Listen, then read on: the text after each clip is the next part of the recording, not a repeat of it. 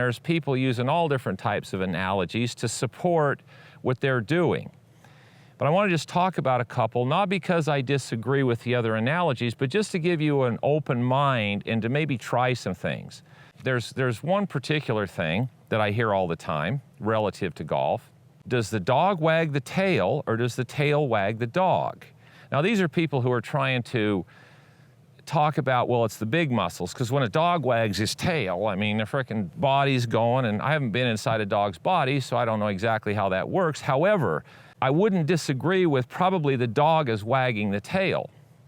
However, if you watch a dog's tail, it is all over the place. It's just doing all of this. So you gotta be really careful when people start throwing analogies out there. You know, the body's like a coil spring. The tighter you wind it up, the faster it's gonna unwind. Well, yeah, that's what happens to a coil spring. But your body, you create tension. Muscles, the tighter they are, they don't unwind faster, they move slower. So again, you know, you gotta be careful. People come up with these analogies and it starts to look like, oh, this has gotta be right, that makes total sense. Well, is it apples to apples? So let's just talk about a golf swing for a minute here.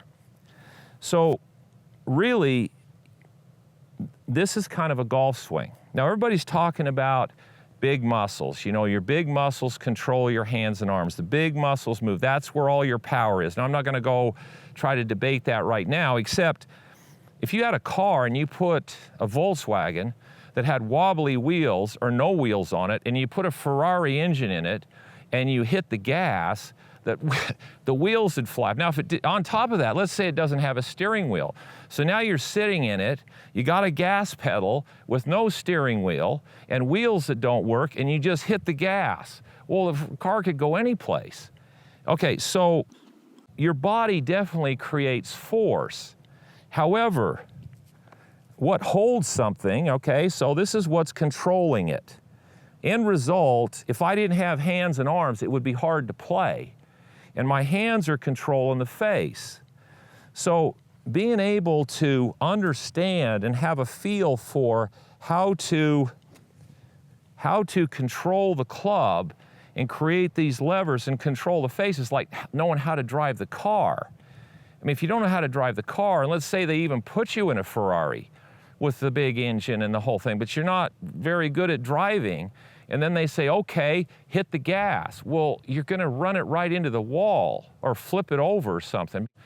So the game is a development of skills. And if I look at the game and I look at where speed producers are and which ones make the most sense to really get good at first, I look at the human body. I look at people who are playing the game. This is called Mr. Haverkamp. Now here's the deal. This guy, not very flexible, 80 years, I don't know, whatever, can't move, really stiff. Now, Mr. Haverkamp comes out, and because, you know, oh, we're trying to get him to use his core. So he gets up here and oh, man, that's a beauty. Okay, now, all right, big muscles. How far can Mr. Haverkamp hit it? Well, he's not gonna be able to hit it very far. Now, we take the same guy, same person. Okay, but now we get this little pivot thing to work. Now there's not much strength and much flexibility here, but that ball went, I'll tell you in a minute.